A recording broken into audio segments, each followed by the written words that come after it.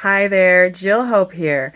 A few years ago, I was working with a mentor and she was doing this call. It was a group program, and she said something that I really felt it deeply. She said, I am a very prosperous woman. And she said it just like that. I am a very prosperous woman. And when she said that, I was like, wow, that takes a lot of confidence.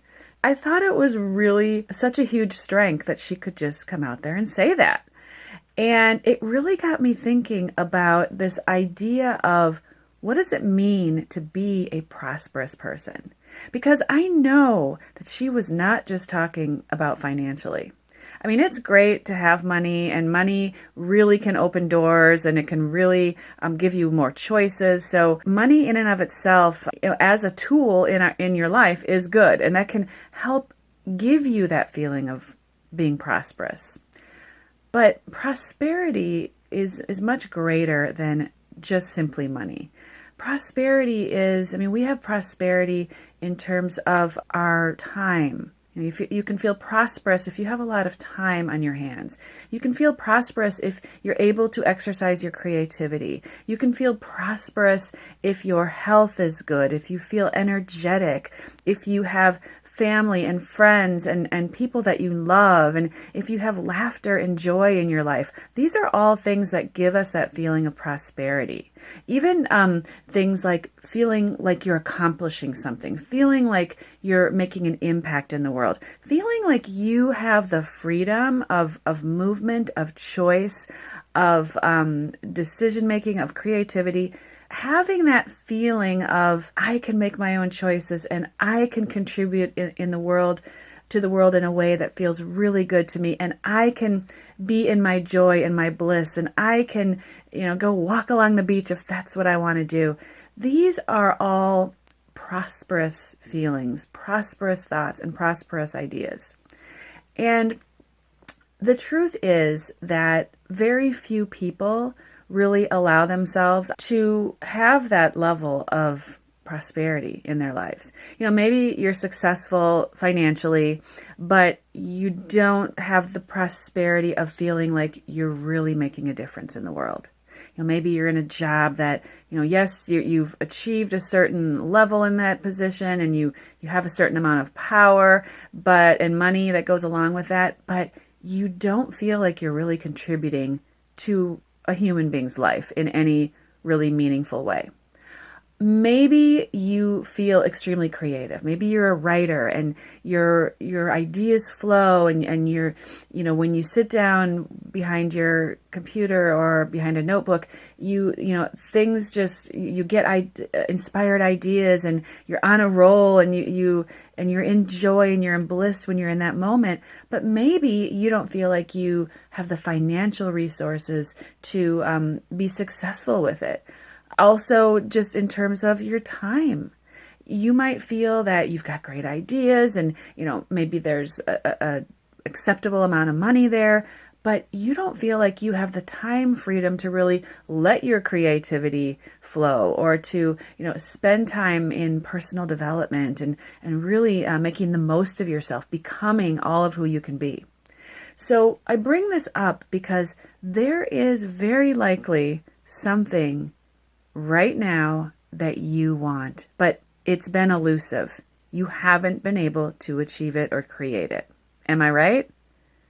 Can you think of that one big thing? There may be many things, but there's probably the one thing that just has seemed to be so close, but not quite within your grasp.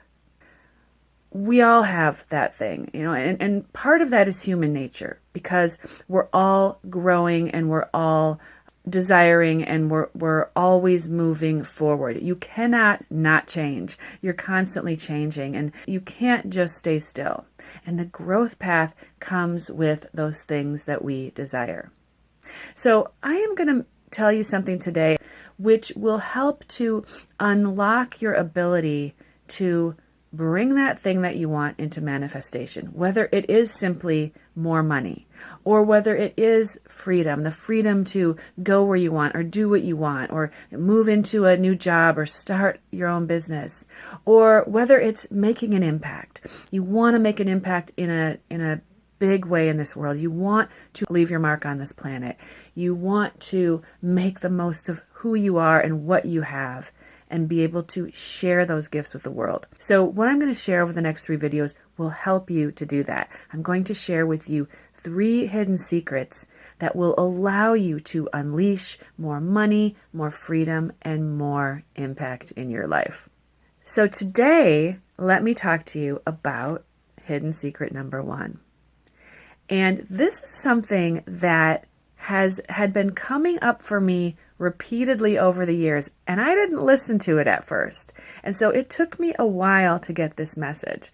And that's why I'm making it hidden secret number 1, because I want you guys to get this message now.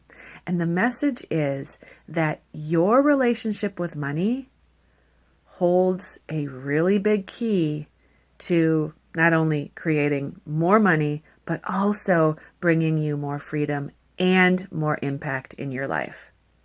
It's your relationship with money. It's not, what money's doing in your life. It's your personal relationship with it that is so critical to understand if you want to be able to create something new in your life. And in fact, one of the things that's so important to realize is that how you do money is how you do everything. So it's really, really important if you want to make a shift. And even if your shift has nothing to do with money, maybe it's that you want to create a business, or you want to, in some way, shape, or form, make a bigger impact in the world, or just be your best self. If that isn't happening for you, I guarantee you there is a big clue as to why in your relationship with money. Now that might sound like, I don't get it, Jill. How? You got to trust me on this, because we're going to unfold this for you. But to start, I want you just to think about, what is your relationship with money today? So how do you feel about money? If you were to describe money as a person, what traits would you ascribe to money in your life? How do they treat you? How do you treat it? How do you feel about it? How do you think it feels about how you treat it? How would you feel if money treated you the way you treat money? Or if a person treated you the way you treat money? So this is a great exercise to do, to start to take a little look under the covers of what your relationship with money actually is. And there's a lot of elements to it, but this is a great first start. So I would recommend that you sit down, make this a journaling exercise, get out a notebook and a pen, and ask yourself, if I were to describe money as a person, how would I describe that person in my life? And see what insights you might be able to come up with, because there is a link between how you view money and what's showing up for you. And I'm going to give you a little clue right now, because what your relationship with money is will dictate the types of decisions you make that have to do with money. It will dictate your feelings that are triggered when certain things happen with money, especially certain repetitive things that happen that maybe you don't like, which then trigger other actions that you'll take. You fall into patterns, if you see what I mean. And so if you don't have any insight into the relationship that is holding these patterns of thinking, patterns of feelings, and patterns of behavior, then you can't change it. So starting to understand what your relationship with money is will allow you to see some of those habitual actions that you're doing that may be sabotaging what you want. And not only sabotaging when it comes to money, but sabotaging you stepping into whatever that thing is that you want more of in your life. Because again, how you do money is how you do everything. So give this a shot. Take this first step and let me know what you discover. I guarantee you, you will start to see some threads that have you thinking a little bit differently after this exercise.